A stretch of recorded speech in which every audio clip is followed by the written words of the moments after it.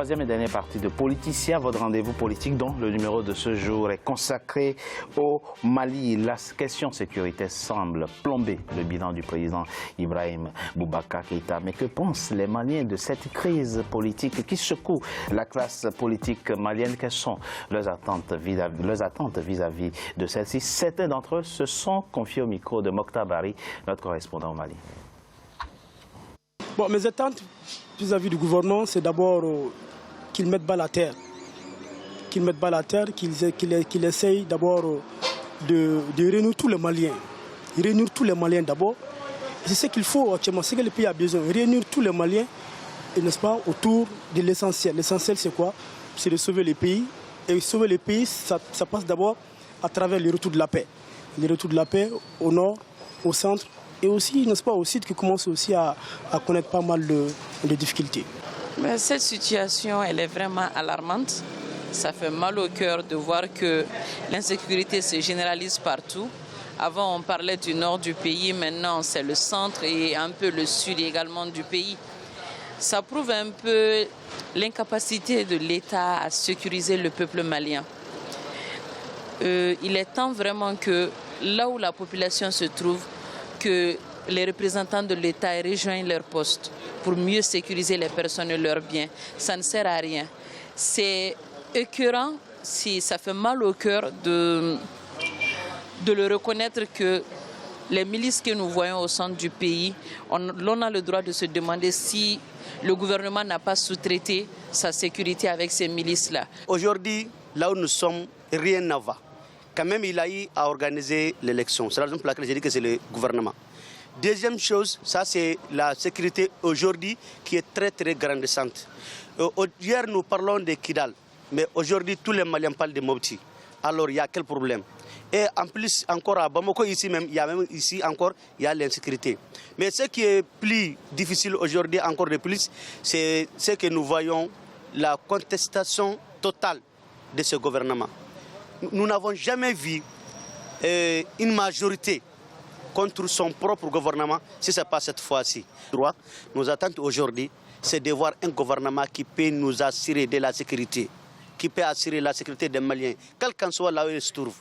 Les marches, les soubresauts politiques, la motion de censure, avec cette tension, tout cela fait planer au-dessus de la tête des Maliens des moments de peur et des moments de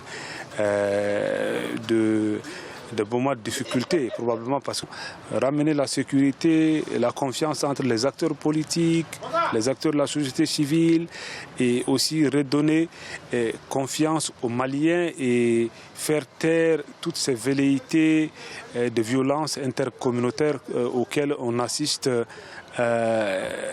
dans le centre de notre pays. En un mot, redonner aux Maliens son lustre d'antan, sa souveraineté.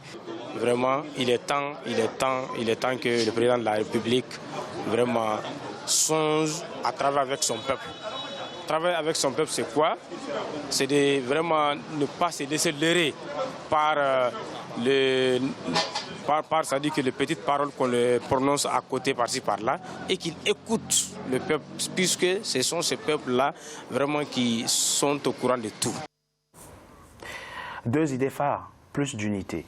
Les Maliens veulent. Ils sont contre toute forme de violence intercommunautaire, on le voit. Il n'y a aucune espèce de haine ou de ressentiment exprimé par une communauté à l'égard d'une autre. C'est déjà très très important. Et puis, plus de moyens pour assurer leur sécurité.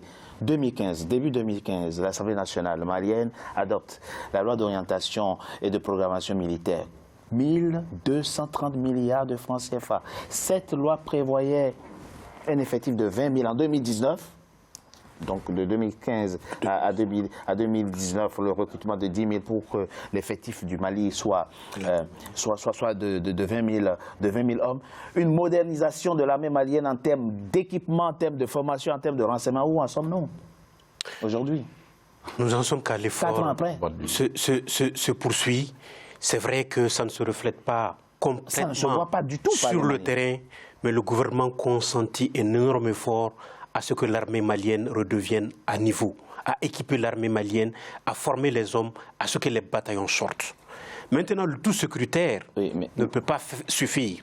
J'ai lu dans cette réaction la confiance. Faire revenir cette entente. Il faut que les Maliens se donnent la main. Il faut que chaque Malien s'interroge à son niveau. Qu'est-ce qu'il fait pour assurer sa sécurité, pour assurer la sécurité des autres. Et c'est en cela que nous venons en disposition complémentaire à l'État.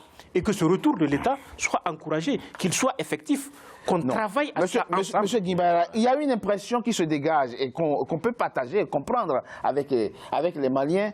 C'est qu'il y a le discours, nous sommes en train, mais non seulement la situation ne s'améliore pas, elle n'est même pas statique, elle se dégrade. Hier, c'était au nord, aujourd'hui c'est au centre, au sud, la violence je veux dire. Et pas seulement entre les Maliens et les terroristes venus d'ailleurs, mais entre Maliens aujourd'hui. On ne peut pas se payer ce lustre-là, ce rêve-là, c'est pas possible. Au Mali, il ne saurait y avoir de guerre ethnique. Le peuple malien ne saurait laisser passer cela. Et on n'acceptera jamais cela. Ces populations qui ont vécu des siècles ensemble, on ne peut pas les mettre les uns contre les autres. Parce que c'est une mosaïque, c'est un peuple unique. Mais cela, s'il y a des difficultés, il faut sanctionner les auteurs. Il faut les arrêter et les juger. Il n'y a pas d'autre alternative. Ce que le gouvernement, visiblement, ne fait pas encore. Et là, on n'a pas besoin de modifier la Constitution pour avoir des résultats concrets. Bakary Traoré. Le Mali, ce n'est pas n'importe quel pays, c'est un grand pays. L'histoire de l'Afrique ne peut pas se raconter sans l'histoire du Mali. Comment comprendre aujourd'hui que les Maliens n'arrivent pas à trouver ensemble des solutions pour sécuriser leur pays, et ils sont encore dans des divisions politiciennes. Qu'est-ce qui se passe? Qu'est-ce qui se passe? Le Mali, pour ce grand pays, Tchambé l'a dit, au risque de le répéter, le Mali, c'est une belle histoire. Multi-ethnique, multiraciale, multiconfessionnelle, des siècles et des siècles, depuis le 8e, 9e siècle. Bien sûr. Et je pense qu'on doit s'interroger. Les causes sont profondes. Tout n'est pas que les 10 ans les dirigeants actuels, les BK actuels. Mais je pense qu'il doit y avoir une prise de conscience, d'abord au niveau du sommet de l'État, que la crise de 2012 a été un dépérissement total, la déliquescence de l'État qui nous a amenés dans ce gouffre-là. Et pour en sortir, il faut, au fur et à mesure, bien sûr, renforcer cet État. Quand je dis État, eh bien, il ne s'agit pas que des mots, il s'agit des actes concrets. Un État, beaucoup ils ont parlé de l'insécurité. Oui. C'est ça la question centrale. Cette révision constitutionnelle, tout ça, c'est le débat institutionnel. Hein. C'est pas ça qui donne d'abord la sécurité, le gagne-pain pour la population, le citoyen lambda. D'abord, la sécurité, c'est la priorité des priorités. Mais je veux dire, il faut reconnaître concrètement et à brève échéance, comment remettre les Maliens ensemble? C'est ça la question. L'opposition rejette la concertation nationale. Je pense que ça a été une des erreurs que le gouvernement sortant a commise. C'est-à-dire, on a créé un ministère de la cohésion nationale, dirigé par un monsieur qui était d'ailleurs, que moi je trouve compétent, M. Boiré. Oui. Et qui est basé seulement à Bamako. Un tel département, je pense, aurait dû jouer un rôle majeur dans le cadre donc de dialogue intercommunautaire au niveau national. Un tel département, on ne doit pas faire même un mois à Bamako. Il faut descendre sur le terrain, rencontrer les populations, et ici mettre un plan national de cohésion sociale avec des contenus auprès des populations. L'un des enseignements qu'on peut tirer. Ça n'a pas été le cas malheureusement. L'un des enseignements qu'on peut tirer. La dimension communication, ça a failli sur toute la ligne. L'un des enseignements qu'on peut tirer de la crise politique et sociale. Je pense que pour répondre justement à ta question, il faut jouer sur plusieurs leviers. Il n'est jamais trop tard de bien faire. Et l'important de le souligner, c'est vrai, l'État est en train de concentrer des moyens conséquents, près de 22% du budget national par rapport à l'équipement et à la formation de nos troupes.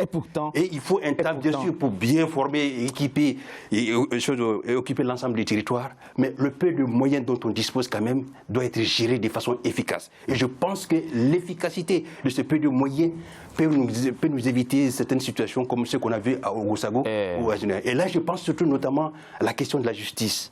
La question de la justice, elle est centrale dans cette question. Quand quelqu'un commet un crime, La moindre des choses, c'est de passer la justice. C'est pas le cas aujourd'hui. Et là, on est en train de faire de l'amalgame aussi dans notre État. C'est très dangereux. Quand quelqu'un commet un crime, on essaie d'instaurer le dialogue pour le faire... Non. Il faut sanctionner. Il faut sanctionner, appliquer la Tahirou Dembélé. L'un des enseignements qu'on peut tirer de votre crise, de la crise que connaît votre pays aujourd'hui, c'est que vous avez deux personnalités qui, quoi qu'on veuille, quoi qu'on dise, se sont donné une légitimité politique aujourd'hui. C'est l'imam Diko, Mahmoud Diko, et le shérif d'Ignoro. On l'a vu, 10 février, ils ont rempli un stade de 60 000 hommes. 5 avril, des Maliens sont descendus par milliers dans les rues. Ça veut dire que ces hommes sont écoutés. Ne faut-il pas alors décrisper la situation, les relations entre pouvoir et ces deux hommes pour qu'ensemble, puisqu'ils sont écoutés par les Maliens, eux, ils sont encore respectés par les Maliens de toute façon, pourquoi ne pas en ce moment-là les associer dans un creuset national, collectif, tel les clivages, les dissensions, pour ensemble trouver une solution au problème malien? Franchement, je pense qu'ils sont associés à tout. Ah non, visiblement non. Non, ils ont eu un différend tout récemment, mais ils sont associés à la plupart des décisions maliennes quand même, que les pouvoirs, même si je ne suis pas de la majorité, que les présidents actuels, à chaque fois, il fait appel aux imams. Il les consulte à chaque fois. Ils sont associés. Mais il y a un différent. Vous avez écouté l'imam Diko? Il faisait la réflexion comme quoi les pouvoirs n'étaient pas sortis manifester avec lui pour défendre Hugo Savo. Oui, il dénonçait l'incompétence du pouvoir d'ailleurs. Oui, mais c'est vrai, le gouvernement actuel était incompétent parce que comme il a dit Bakary, on ne peut pas nommer un ministère de la cohésion nationale. Ce n'est pas son rôle. Ce n'est pas le rôle d'un imam. Alors, on parle de solutions maintenant. Sans remettre en cause la laïcité malienne, comment trouver aujourd'hui un mécanisme où chacun apporte sa solution, où les clivages soient tus, ne serait-ce le temps d'un dialogue national? Voilà, le temps du dialogue national. D'abord, il ne faudrait pas que les présidents se retrompent encore en nommant notre Premier ministre qui ne fera pas consensus. Il faut qu'il nomme un Premier ministre qui va faire consensus auprès de ces religieux-là. Quoi qu'il arrive, ils sont la première puissance politique au Mali aujourd'hui, qu'on le veuille ou pas. C'est une anomalie. Non, c'est une anomalie, c'est notre faute. C'est notre faute parce que c'est la des religieux ne doivent pas être une puissance politique dans un pays laïque. Nous sommes dans une république, ces hommes, quelque part, ont quand même porté un message politique. On aurait pu comprendre l'imam qui prêche son discours du vendredi pour réconcilier les Maliens, pour rapprocher les cœurs, c'est son rôle. Maintenant, demander la démission d'un Premier ministre, c'est toute une autre considération. C'est des hommes qui sont respectables. Le shérif de Nioro est connu comme étant un homme engagé, respectable, dont le père est tombé en combattant le colon. Et ses frères ont été fusillés. Tombé pour l'indépendance du Mali. Il s'est battu. Et dans ce rôle, il est respecté. Maintenant, ce rôle ne doit pas se glisser sur la sphère politique. Et ça, les Maliens... Là, je ne suis pas d'accord avec Tchamel parce que qui les a amenés en politique? C'est Ibeka qui les a amenés en politique. Donc ça, c'est un faux procès. Non, c'est lui qui les a amenés en politique. C'est Ibeka qui les a amenés en politique, donc c'est la roue qui tourne. Donc maintenant, ils ont changé de camp. Y a-t-il des raisons aujourd'hui d'espérer que le dialogue national auquel appelle l'opposition... Il y a toujours de l'espoir. Il y a toujours de l'espoir. Quand on parle du Mali, il y a toujours de l'espoir. Mais je pense qu'il y a un point important, quand même, je termine là-dessus, qu'on n'a pas abordé du tout, c'est le désarmement des groupes armés. L'État doit s'appliquer par rapport à ça. Et comme l'a dit un intervenant, on ne sous-traite pas la sécurité d'un État avec les groupes armés. Et Ouagaougou est là pour nous rappeler encore davantage, de faire en sorte que ces groupes armés ne peuvent pas se cantonner seulement sur ce que l'État leur doit, mais ils ne se penchent pas du tout ce qu'ils doivent faire par rapport à l'État. Aujourd'hui, l'accord a été signé depuis plus de 5 ans.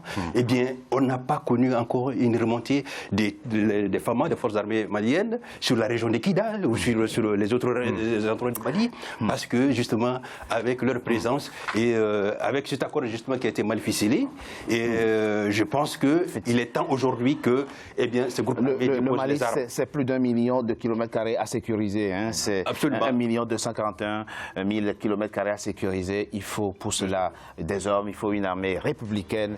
Merci. Merci à vous. Il faut savoir. Trop tard. Il faut surtout du temps. Nous sommes malheureusement et des hommes compétents. Des hommes compétents.